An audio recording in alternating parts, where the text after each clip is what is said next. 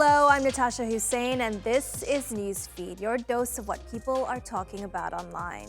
The U.S. has filed a landmark lawsuit against Apple, accusing it of illegally monopolizing the smartphone market to box out competition and inflating its prices exorbitantly for customers.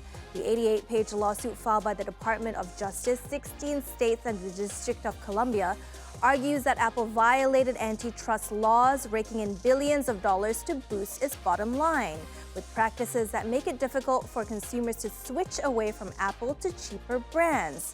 The tech giant is accused of abusing its power to undermine competition and stifle innovation, while artificially increasing costs for customers and developers.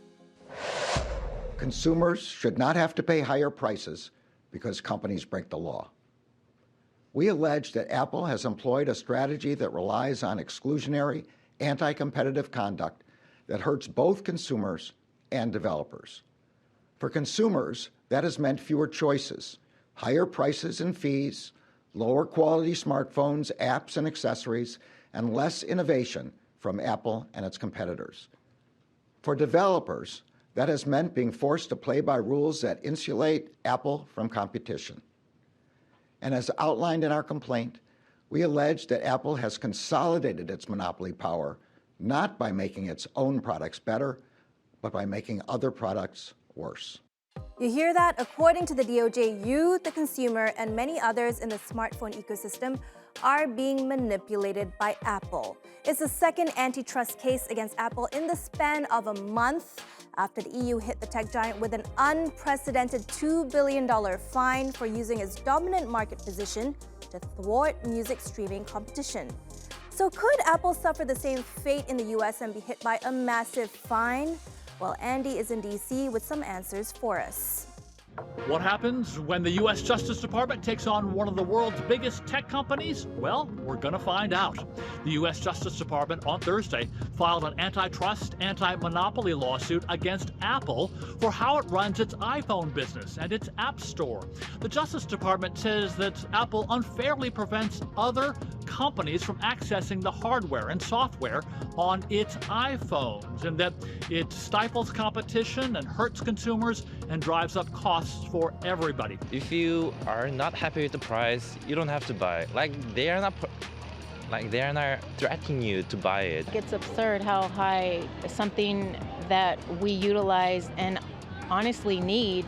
The majority of Americans just trying to survive, it's over $1,000 for a tool that you need every day. People are going to keep buying them no matter what. The Justice Department says that if you downloaded a third-party digital wallet app onto your iPhone, well, Apple could simply prevent that app from working anytime you use the Tap to Pay feature when you go to your local store. Also, the Justice Department says that Apple is preventing, or at least slowing down, communications unfairly between its iPhones and Android phones. Now, Apple says it will vigorously defend itself in this very broad lawsuit against its company. But on social media, all kinds of criticism against the Justice Department. One poster on X writing, "This lawsuit makes no sense. Having control over your own products makes you a monopoly?" Another poster wrote, "This lawsuit is as cringe as lawsuits get. People are free to buy what they want to buy. They buy Apple because they love the experience." And another writing, "Ridiculous. It's not because Apple has done anything wrong, but because they have made a lot of money."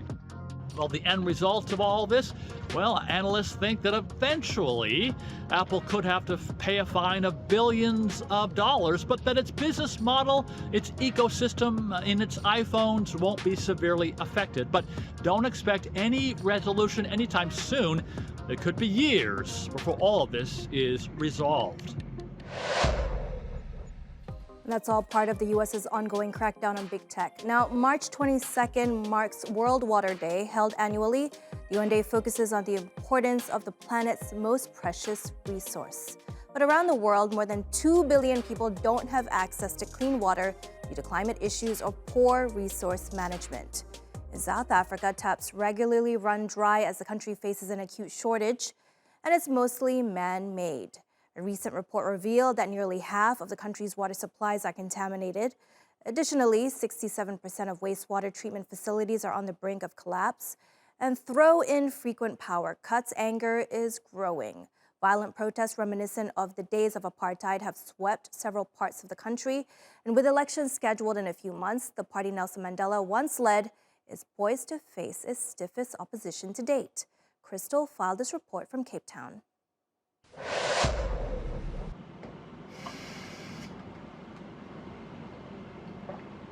Opening a tap and having a glass of water is a basic right enshrined in South Africa's constitution. But that right is simply not happening for millions of people. Millions of South Africans have been without water the past few weeks. And why is this? Aging infrastructure, corruption, and simply not looking after our water pipes. Now this week, the world is celebrating World Water Week. In South Africa, we're celebrating Human Rights Day. And access to a glass of water is a right in our constitution. But that human right is not happening. So what's at play? Africa's most industrialized city, Johannesburg. The taps have simply ran dry.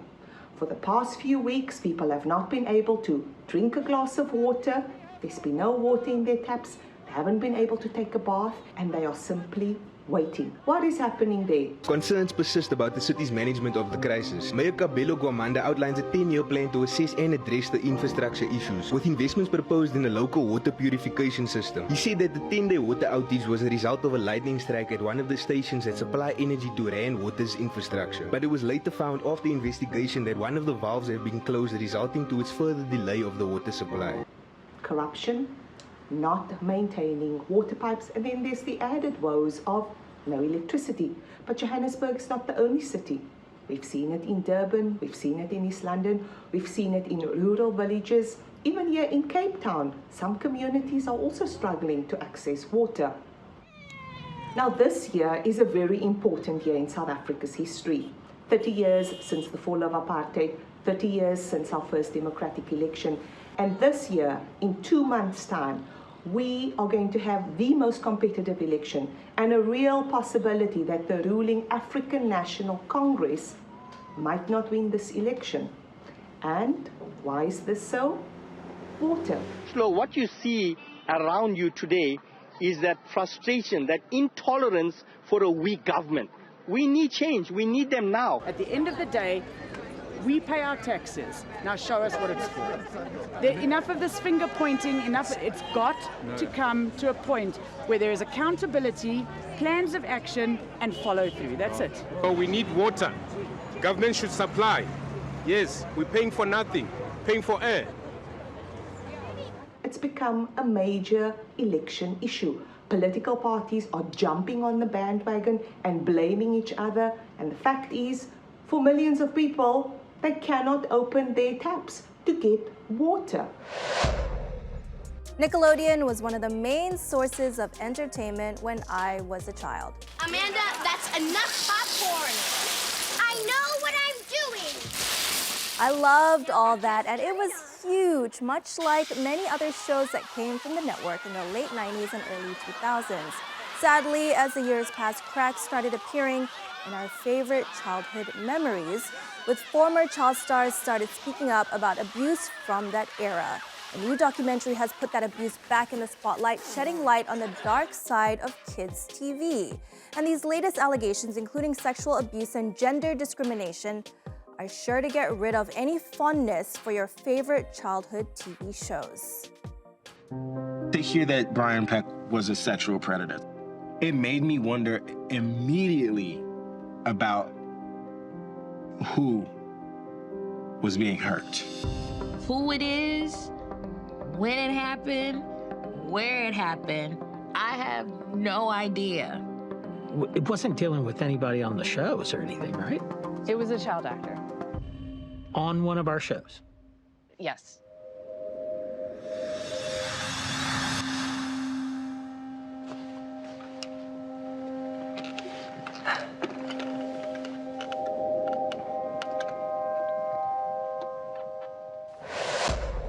Drake Bell publicly details the abuse he went through at the age of 15 for the first time in the documentary.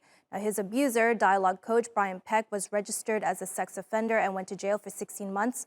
But after that, he continued to work for Kids TV. The documentary also details the actions of producer Dan Schneider, who Nickelodeon cut ties with in 2018.